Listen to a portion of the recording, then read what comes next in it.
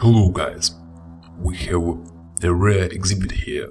It's in a Mercedes-Benz 230N 143 body. As the owner pointed us, this Mercedes is a trophy since World War II.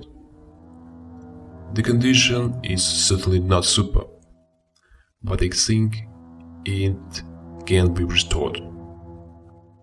This rare car has 6-cylinder 2.2-liter 4-manual transmission.